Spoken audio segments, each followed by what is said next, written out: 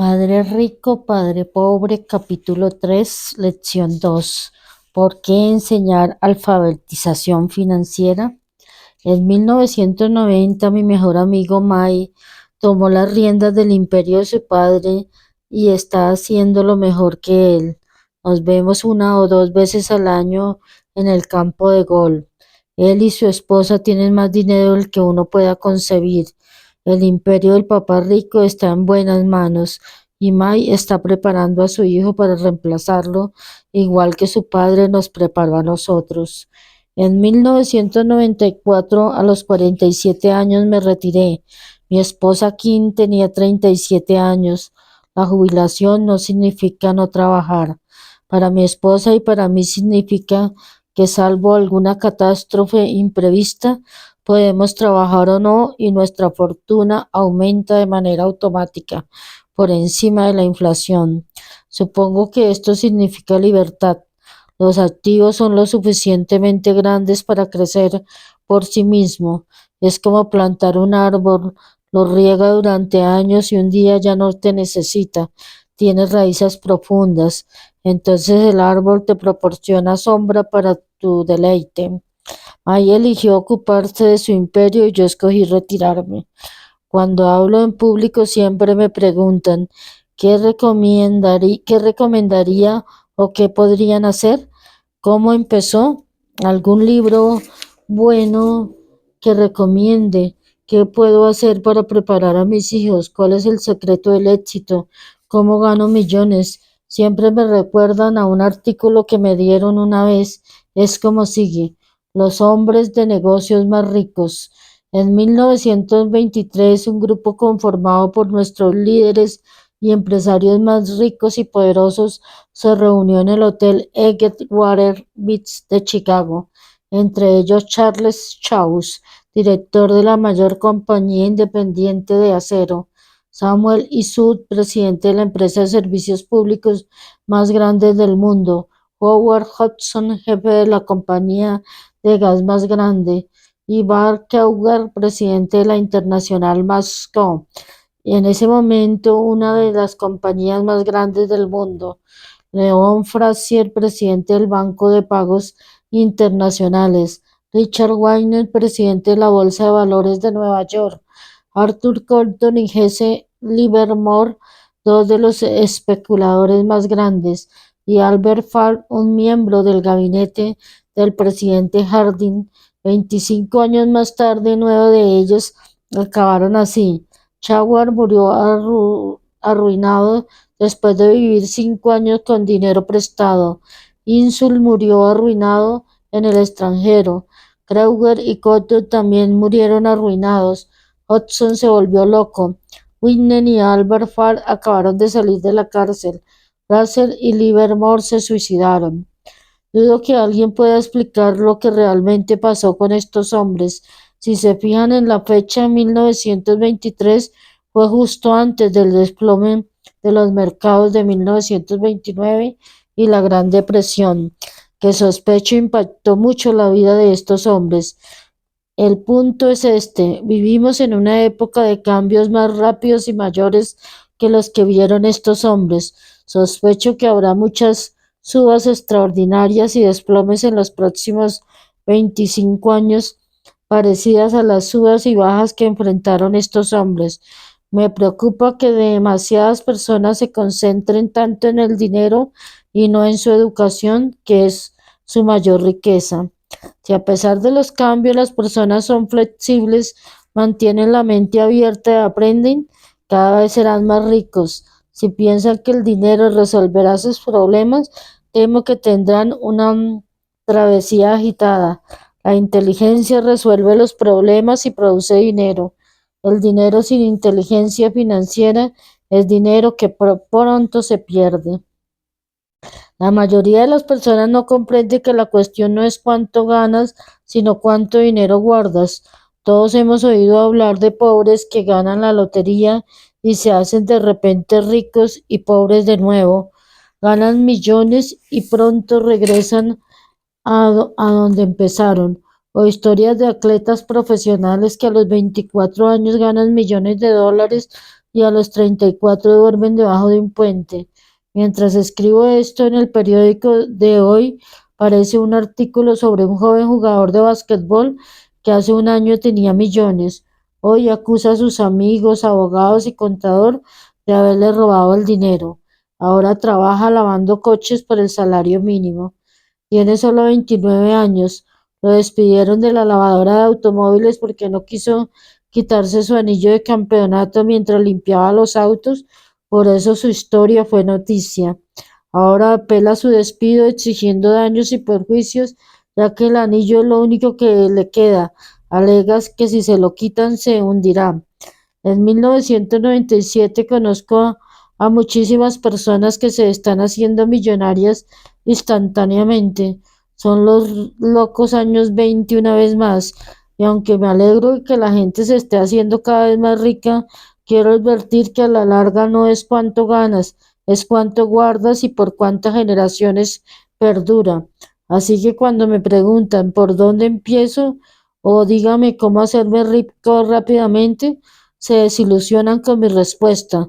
Les digo lo que mi papá rico me dijo cuando era un niño. Si quieres ser rico necesitas preparación financiera. Cada vez que nos juntábamos inculcaba esa idea en mi mente. Mi papá educado resaltaba la importancia de leer libros, mientras que mi papá rico la necesidad de dominar los conocimientos financieros. Si va a construir el Empire State Building, lo primero que precisa es cavar un agujero profundo y vertir unos buenos cimientos. Si va a construir una casa en las afueras, lo único que necesita es verter una plancha de 6 pulgadas de hormigón. Con sus deseos de hacerse ricos, la mayoría intenta construir el edificio del Empire State sobre una plancha de 6 pulgadas de hormigón. Nuestro sistema escolar, creado en la época agraria, todavía cree en casas sin cimientos, todavía se destilan los suelos de tierra y los niños se gradúan de la escuela sin ninguna fundación financiera. Un día desvelados y endeudados en su urbanización, viviendo el sueño americano, deciden que la respuesta a sus problemas financieros es encontrar la manera de hacerse ricos rápidamente. Empiezan la construcción del rascacielos, suben rápidamente y de pronto en lugar del Empire State Building tenemos la torre inclinada de la urbanización. Vuelven las noches de desvelo. De mayores, May y yo teníamos ambas opiniones, porque cuando éramos niños aprendimos a construir fuertes cimientos financieros. Es probable que la contabilidad sea la materia más aburrida del mundo, pero también puede ser la más confusa. Pero si quieres ser rico a largo plazo, esta puede ser la materia más importante. Entonces, ¿cómo enseñar a los jóvenes algo tan absurdo y confuso? La respuesta es hágalo fácil. Enséñales primero con dibujos.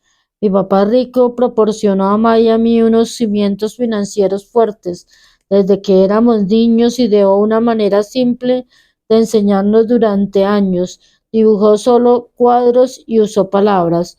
May y yo entendimos los sencillos dibujos, la jerga, el movimiento del dinero, y años más tarde el papá rico empezó a añadir números. Hoy May domina análisis contables más complejos y sofisticados porque no le queda más remedio. Tiene un imperio millonario que dirigir.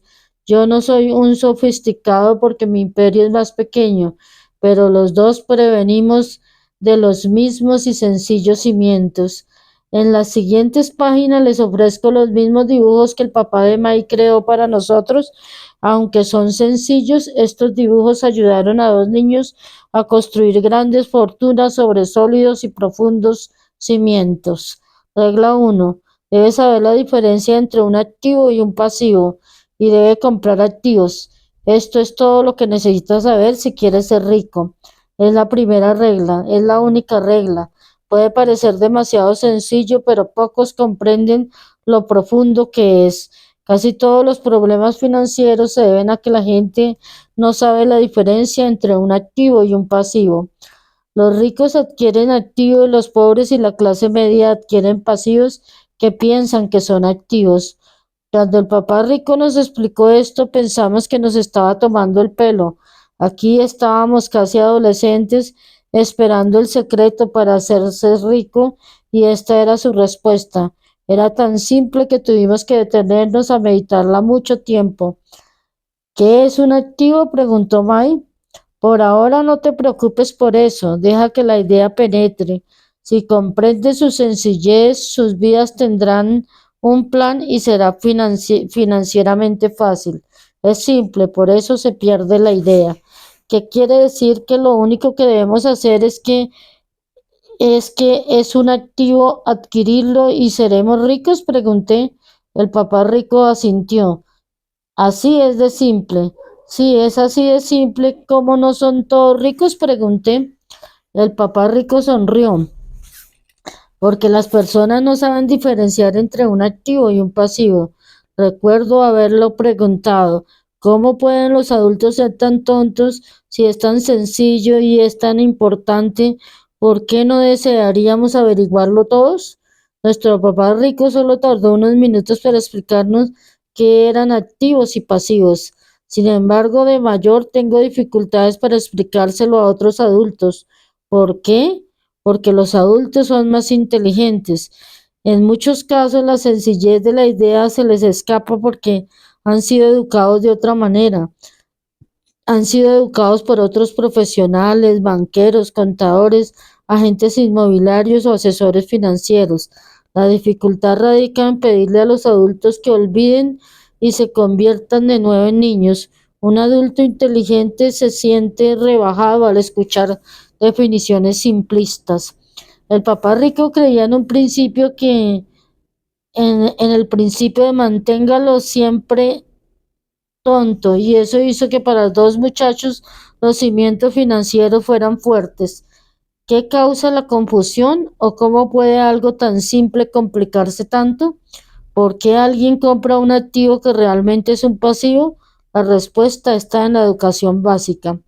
Nos concentramos en la palabra alfabetización y no en la alfabetización financiera. Lo que define que algo sea un activo o un pasivo no son las palabras. De hecho, si quieren no entender nada, busquen en el diccionario el significado de activo y pasivo. Puede que la definición tenga sentido para un contador especializado, pero no para el común de las personas. Los adultos somos demasiado orgullosos para reconocer que no entendemos algo. Para los jóvenes, dijo el papá rico, lo que define un activo no son las palabras, sino los números. Y si no entiendes los números, no distingues un activo de un agujero en el piso. La contabilidad, decía el papá rico, no son los números, sino lo que dicen los números. Son como las palabras, lo importante no son las palabras, sino la historia que cuentan las palabras. Muchas personas leen pero no entienden. Se llama comprensión literaria y todos tenemos diferentes habilidades respecto a la comprensión literaria. Por ejemplo, hace poco me compré otro video. Venía acompañado de un manual de instrucciones que explicaba cómo programarlo. Lo único que pretendía era grabar mi programa de televisión favorito el viernes por la noche. Casi me enloquecí tratando de entender el manual. Nada me resultó tan complejo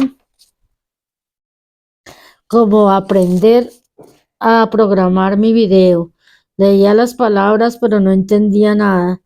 Consigo un sobresaliente en reconocer las palabras y un aplazado en comprenderlas.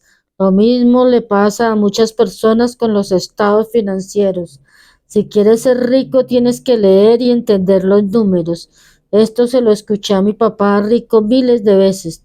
También le escuché decir, el rico adquiere activos y el pobre y la clase media adquiere pasivos. A continuación, ¿cómo diferenciar un activo de un pasivo? La mayoría de los contadores y profesionales financieros difieren en su definición, pero estos simples dibujos fueron el principio de una sólida base financiera para dos jóvenes muchachos.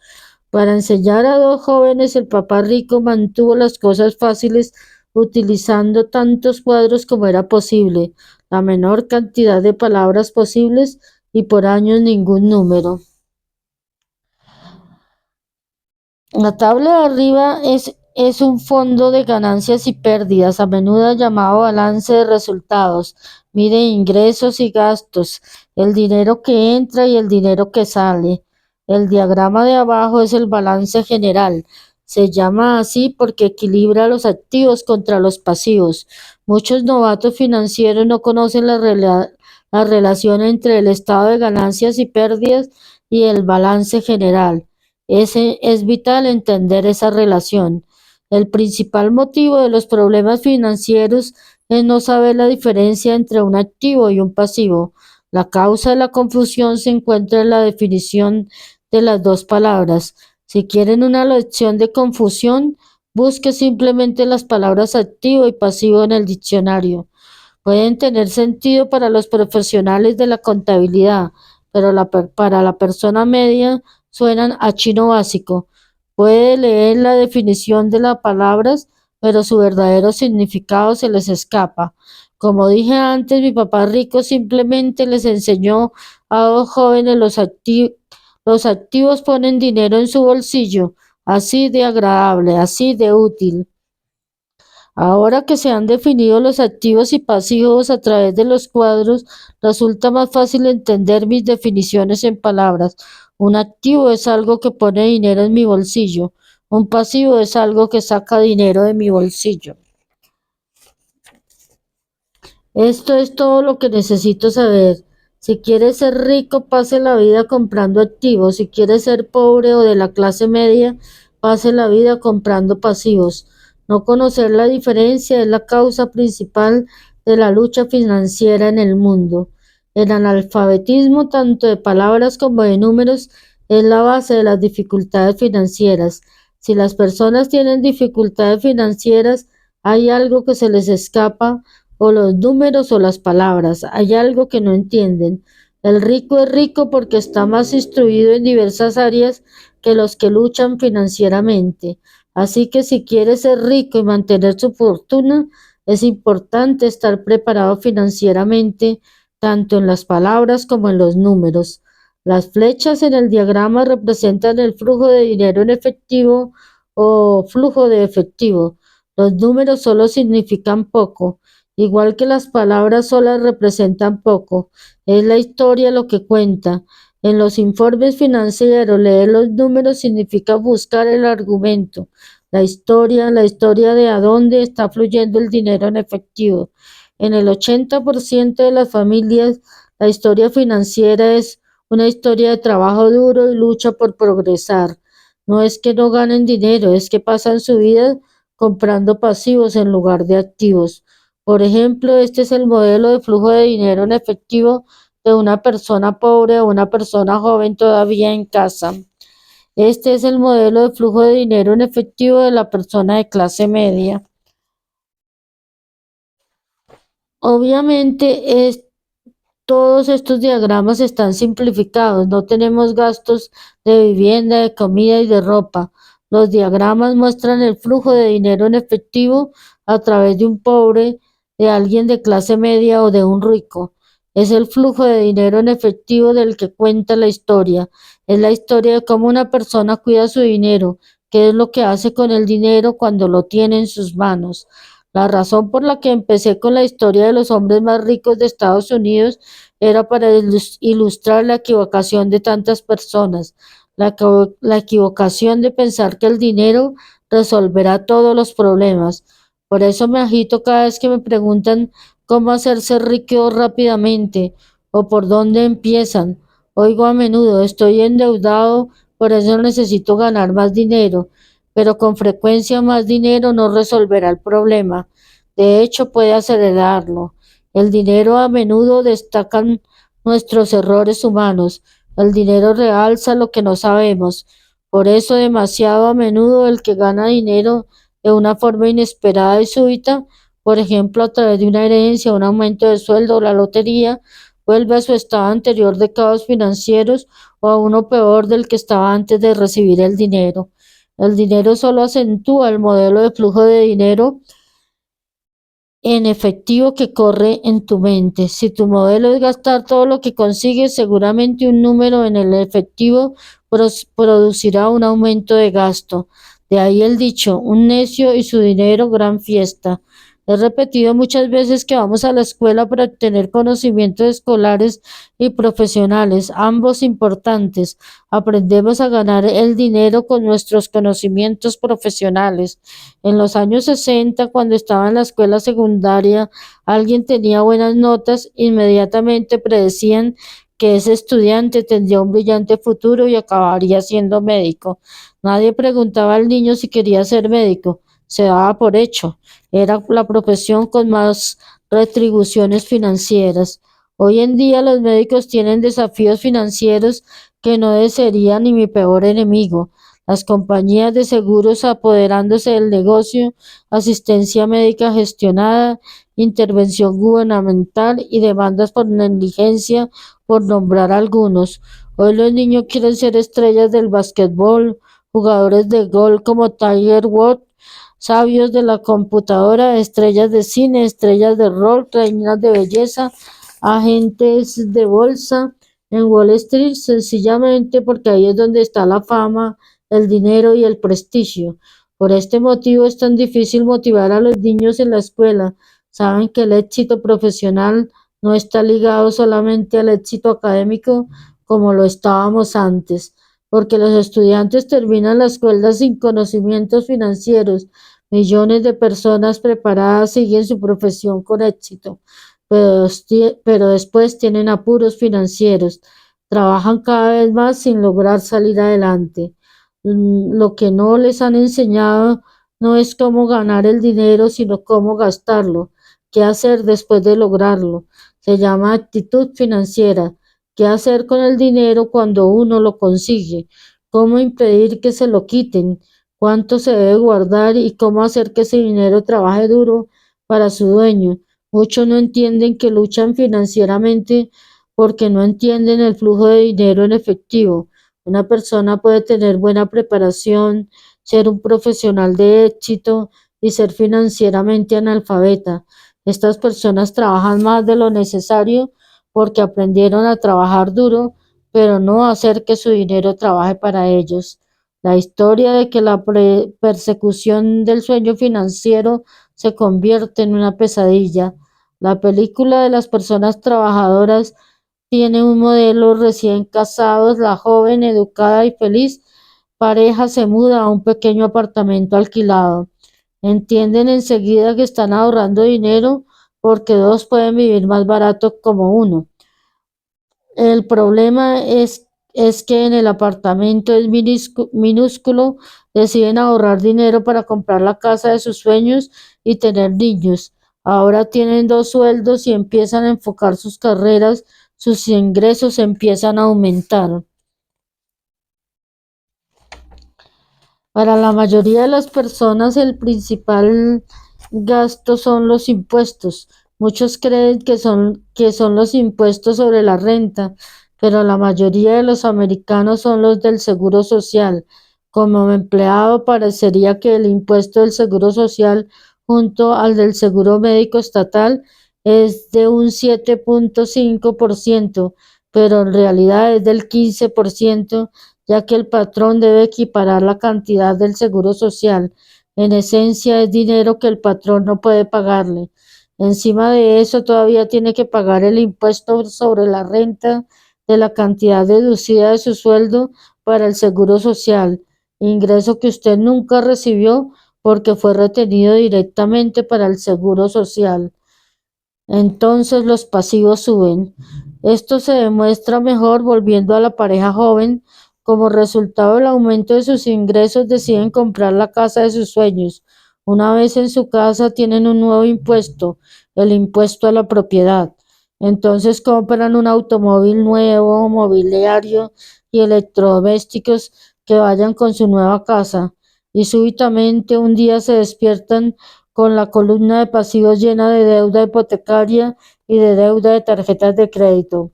Ahora están atrapados en la carrera de la rata. Llega un niño, trabajan todavía más, el proceso se repite, más dinero, más impuestos, más altos, lo que se conoce como progresión escalonada.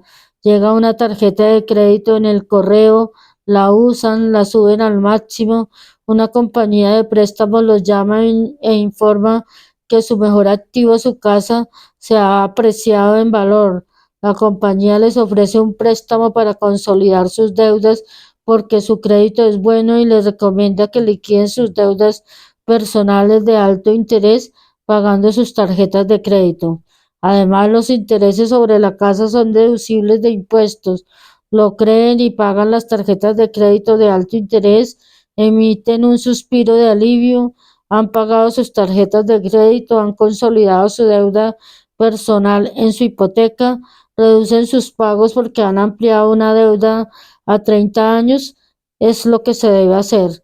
Su vecino los invita a ir de compras para aprovechar las rebajas del Memorial Day, una oportunidad de ahorrar algún dinero. Se dicen, no compraré nada, iré a mirar, pero por si encuentran algo, llevan esa flamante tarjeta de crédito en la cartera.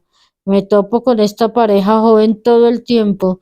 Sus nombres cambian, pero su dilema financiero es el mismo. Vienen a una de mis charlas para oír lo que tengo que decir.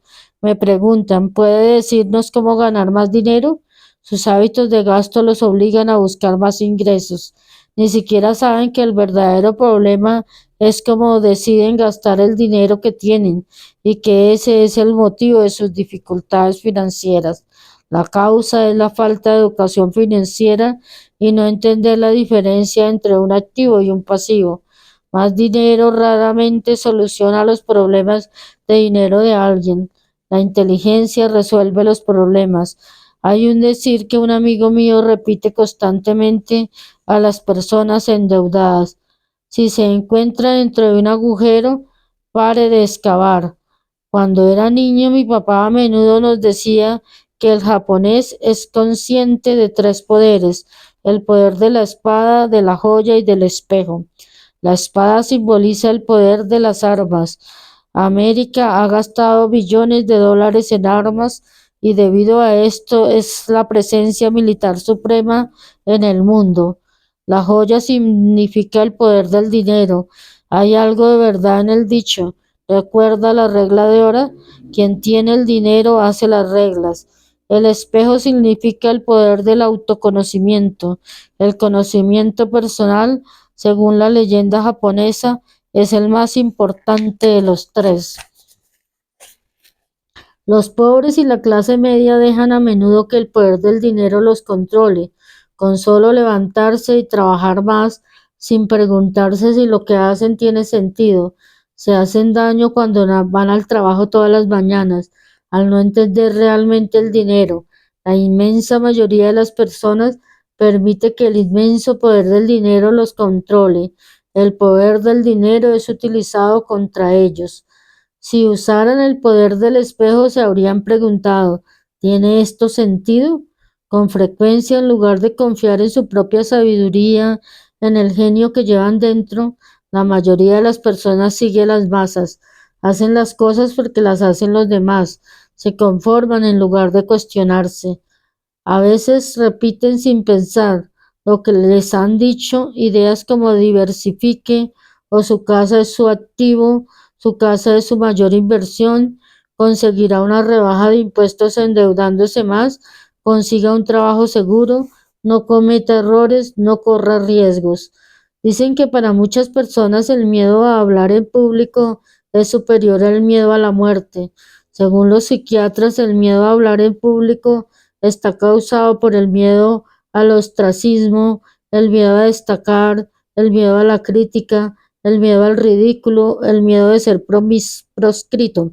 El miedo a ser diferente impide a la mayoría de las personas buscar nuevas maneras de resolver sus problemas. Por eso mi papá educado decía que los japoneses valoran el poder del espejo por sobre los demás, porque solo cuando nos miramos en el espejo encontramos la verdad. Y la razón principal por la cual la mayoría dice vaya con cuidado es por miedo. Esto respecto a todo, ya sean los deportes, las relaciones, la carrera o el dinero. Es ese mismo miedo, el temor al ostracismo, lo que hace que las personas se conformen y no cuestionen las opiniones generalmente aceptadas o las tendencias populares. Su casa es un activo. Consiga un préstamo de consolidación de deudas y salga de deudas. Trabaje todavía más. Es una promoción. Algún día seré vicepresidente. Ahorre dinero. Cuando consiga un aumento, compraremos una casa más grande. Los fondos de inversión son seguros. El muñeco de Elmo está agotado, pero tengo uno reservado para otro cliente que aún no ha venido a buscarlo. Muchos problemas financieros tienen su raíz en hacer lo que hacen los demás y en intentar mantenerse al ritmo del vecino. De vez en cuando todos necesitamos mirarnos en el espejo y ser sinceros con nuestra propia visión interna en lugar de nuestros miedos. Cuando May y yo teníamos 16 años, empezamos a tener problemas en la escuela. No éramos niños malos, pero empezamos a distanciarnos de los demás. Después de la escuela y los fines de semana, trabajamos para el papá de May y May y yo pasábamos mucho tiempo después del trabajo sentados en una mesa mientras su padre tenía reuniones con sus banqueros, abogados, contadores, agentes de bolsa, inversionistas, gerentes y empleados. Aquí estaba un hombre que había dejado la escuela a los 13 años, que ahora dirigía, instruía, pedía y hacía preguntas a profesionales. Estaban a sus órdenes y se molestaban cuando él los desaprobaba. Aquí estaba un hombre que no había seguido a la masa, era un hombre que pensaba por sí mismo y detestaba eso de tenemos que hacerlo así porque los demás lo hacen de esta manera. También odiaba la frase no se puede. Si querías que hiciera algo, solo tenías que decir no creo que pueda hacerlo. May y yo aprendimos más sentados en sus reuniones que durante todos nuestros años de escuela, incluida la universidad. El papá de May no tenía educación formal, pero era financieramente instruido y como resultado exitoso. Solía repetirnos una y otra vez, una persona inteligente contrata a personas más inteligentes que él. Así que May y yo teníamos la oportunidad de pasar horas escuchando y en el proceso aprendiendo de personas inteligentes. Pero debido a esto, ni May ni yo podíamos aceptar los dogmas que precisaban nuestros profesores, y eso nos causó problemas. Siempre que el maestro decía, si no sacan buenas notas, no tendrán éxito en el mundo real. May y yo arqueábamos las cejas cuando nos decíamos que siguiéramos los procedimientos establecidos y que no nos desviáramos de las reglas. Veíamos cómo este proceso de instrucción realmente desanimaba la creatividad. Empezamos a entender por qué nuestro papá rico nos decía que las escuelas estaban diseñadas para producir buenos empleados en lugar de patrones. A veces May y yo preguntábamos a nuestros maestros cómo se aplicaba lo que estábamos estudiando o por qué nunca estudiamos sobre el dinero y cómo funcionaba.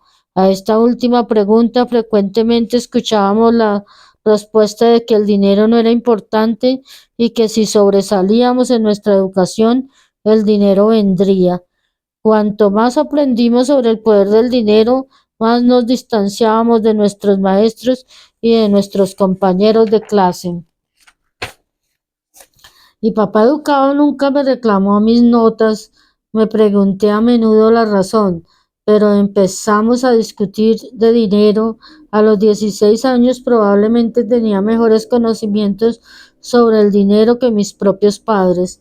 Podía guardar los libros, escuchaba a contadores de impuestos, abogados corporativos, banqueros, agentes de bienes raíces, inversionistas y gente por el estilo. Mi papá hablaba con maestros. Un día mi papá me estaba diciendo por qué nuestra casa era su mayor inversión. Una desagradable pelea empezó cuando le demostré por qué la casa no era una buena inversión. El diagrama siguiente ilustra la diferencia en la percepción entre mi papá rico y mi papá pobre respecto a sus casas. Un papá pensaba que su casa era un activo y el otro papá que era un pasivo. Todavía recuerdo cuando dibujé el siguiente diagrama para mi papá mostrándole la dirección de flujo del dinero en efectivo. También le mostré los gastos relacionados con tener una casa. Una casa más grande significaba mayores gastos y el flujo de dinero en efectivo continuaba saliendo a través de la columna de gasto. Todavía hoy me discute la idea que una casa no es un activo. Yo sé que para muchos es no solo un sueño, sino su mayor inversión. Y tener casa propia es mejor que nada. Simplemente aporta una manera distinta de considerar este dogma popular.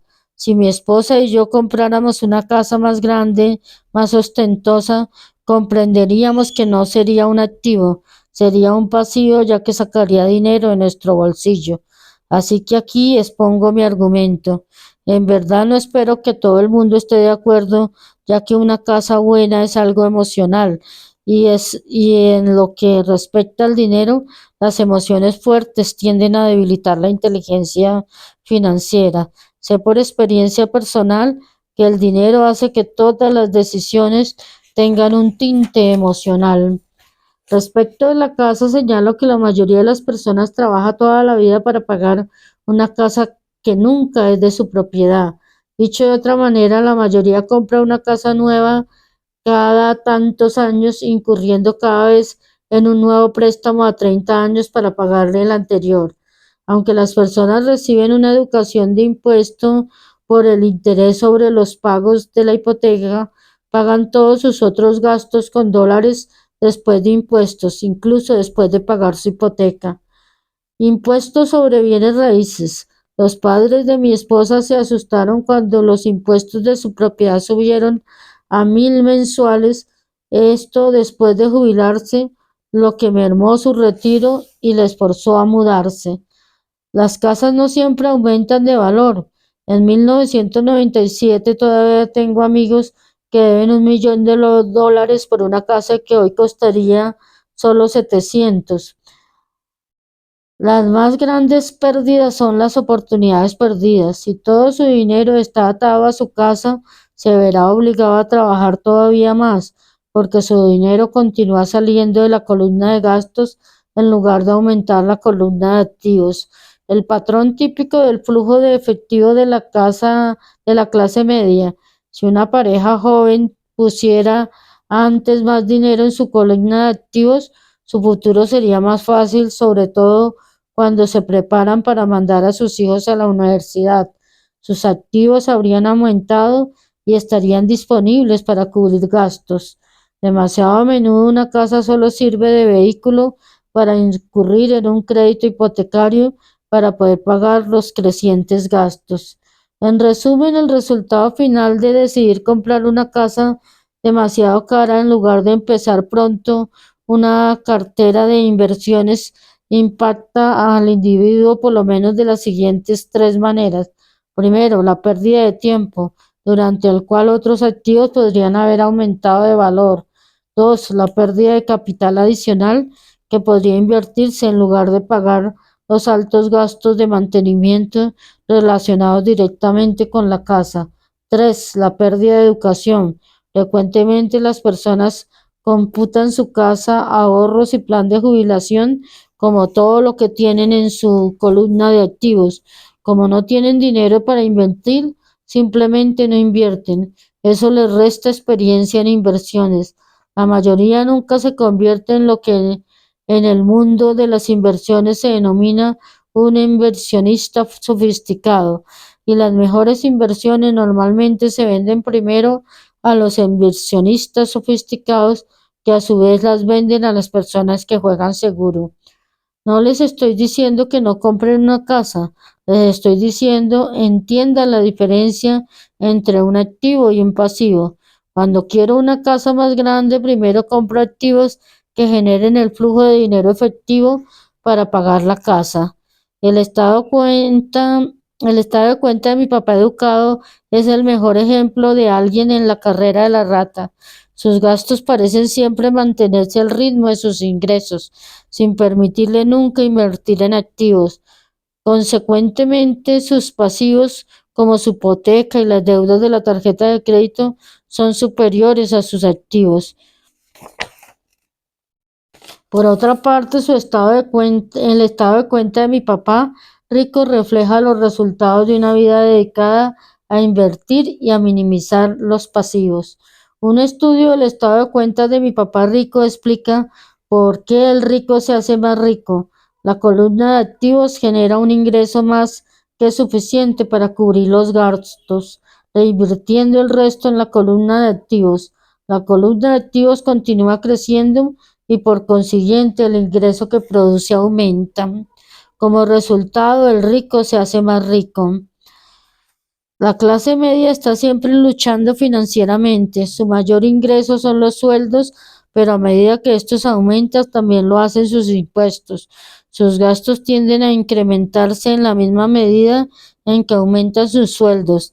De ahí la frase la carrera de la rata. Consideran su casa como su principal activo en lugar de invertir en activos que generan ingresos. Esta tendencia a considerar la propia casa como una inversión y la filosofía de que un aumento de sueldo significa que uno pueda comprar una casa más grande o gastar más es la base del endeudamiento de la sociedad de hoy. Este proceso de aumento del gasto mete a las familias en más deudas e incertidumbre financiera, aun cuando progresen en sus trabajos y reciban aumentos de sueldo regularmente. Esto es vivir con un alto riesgo a causa de una pobre educación financiera. Los despidos masivos de los 90, la reestructuración de empresas ha puesto en evidencia la inseguridad financiera de la clase media. De repente, los planes de jubilación de las empresas son sustituidos por planes 401(k). El seguro social tiene ciertamente problemas y no parece una fuente para la jubilación. La alarma ha cundido entre la clase media. Lo positivo es que muchas personas han reconocido estos problemas y han comprado fondos de inversión. Este aumento de la inversión es el principal motivo de la reactivación del mercado de valores que hemos notado. Cada día hay más fondos de inversión creados para satisfacer la creciente demanda de la clase media. Los fondos de inversión tienen aceptación porque significan seguridad. El comprador medio de los fondos de inversión está demasiado ocupado trabajando, pagando impuestos e hipotecas, ahorrando para la universidad de sus hijos y pagando las tarjetas de crédito. No tiene tiempo de estudiar cómo invertir y depende de los conocimientos de la gente de fondos de inversión. También porque el fondo de inversión incluye muchos tipos diferentes de inversiones. Siente que su dinero está más seguro porque está diversificado. Este grupo educado de clase media confía en la teoría de la diversificación propagada por los agentes de fondos de inversiones y asesores financieros. Juegue seguro, evite el riesgo. La verdadera tragedia es que la falta de preparación financiera es lo que crea el riesgo que enfrenta la clase media. La razón por la que tienen que jugar sobre seguro es porque sus posiciones financieras son en el mejor de los casos tenues. Su balance de situación no es equilibrado. Están cargados de pasivos, sin verdaderos activos que generen ingresos. Típicamente su única fuente de ingreso es su sueldo. Su sustento está completamente en manos de su patrón. Así que cuando se presentan las verdaderas oportunidades, esas mismas personas no saben beneficiarse de la oportunidad. Deben jugar seguro simplemente porque trabajan duro, se les imponen impuestos al máximo y están cargados de deudas. Como dije al principio de esta sección, la regla más importante es saber la diferencia entre un activo y un pasivo. Una vez entendida la diferencia, concentre sus esfuerzos en comprar solo activos que generen ingresos. Esta es la mejor manera de empezar el camino para hacerse rico. Siga haciendo eso y su columna de activos aumentará. Concéntrese en controlar sus pasivos y sus gastos. Esto le proporcionará más dinero para seguir metiendo en la columna de activos. Pronto la base de los activos será tan profunda que podrá permitirse el lujo de considerar inversiones más especulativas. inversiones que pueden tener rendimientos de 100% al infinito, inversiones de 5.000 que pronto se convierten en 1.000.000 o más, inversiones que la clase media denomina demasiado arriesgadas. La inversión no es arriesgada, es la falta de conocimientos financieros básicos, empezando con la alfabetización financiera, lo que hace que el individuo sea demasiado arriesgado.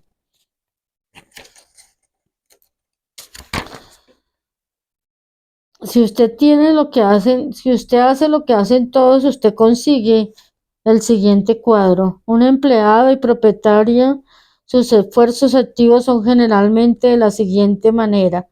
Usted trabaja para una persona, la mayoría de las personas que trabaja a sueldo están enriqueciendo al dueño o a los accionistas. Sus esfuerzos y logros proporcionarán el éxito y la jubilación para el dueño. Usted trabaja para el gobierno. El gobierno le quita una parte de su sueldo antes de que usted lo vea.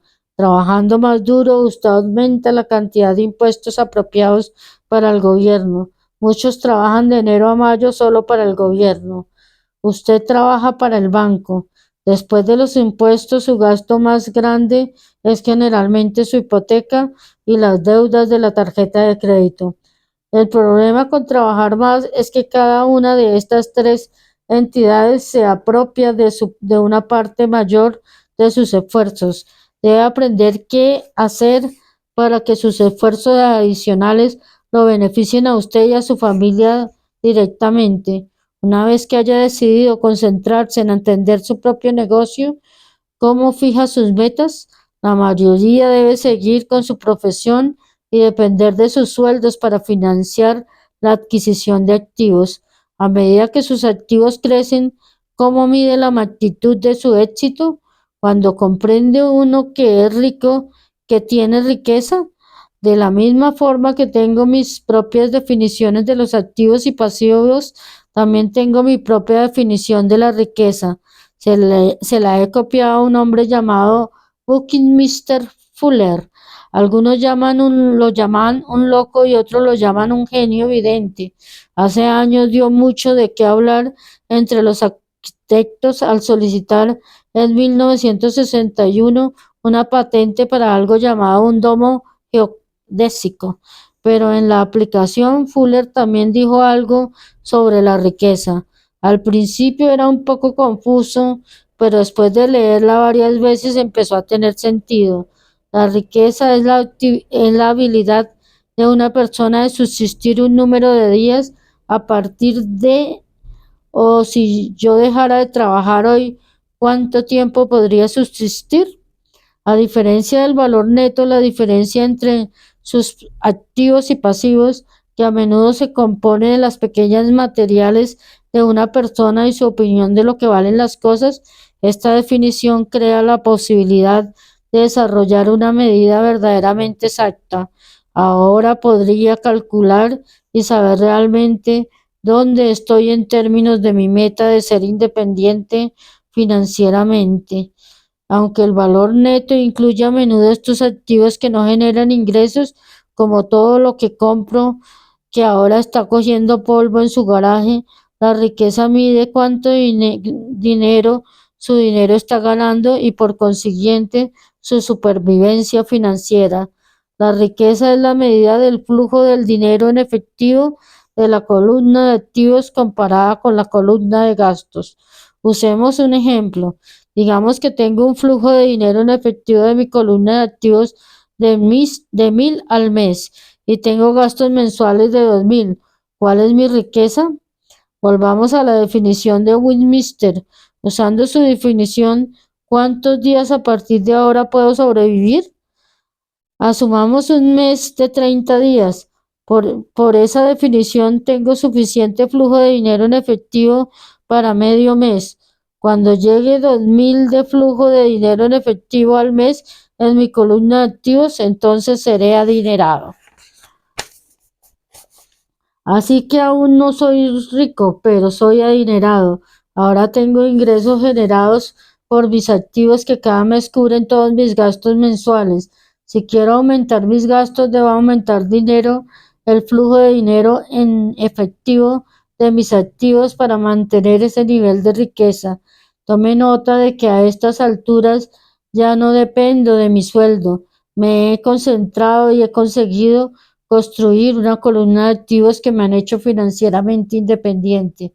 Si dejara hoy mi trabajo, podría cubrir mis gastos mensuales con el flujo de dinero en efectivo de mis activos.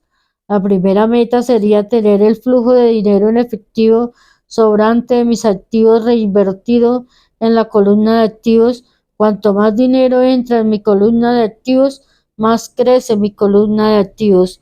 Cuanto más crecen mis activos, más crece mi flujo de dinero en efectivo. Y mientras mantenga mis gastos inferiores al flujo de dinero en efectivo de estos activos, seré más adinerado con más ingresos de otras fuentes aparte de mi trabajo físico.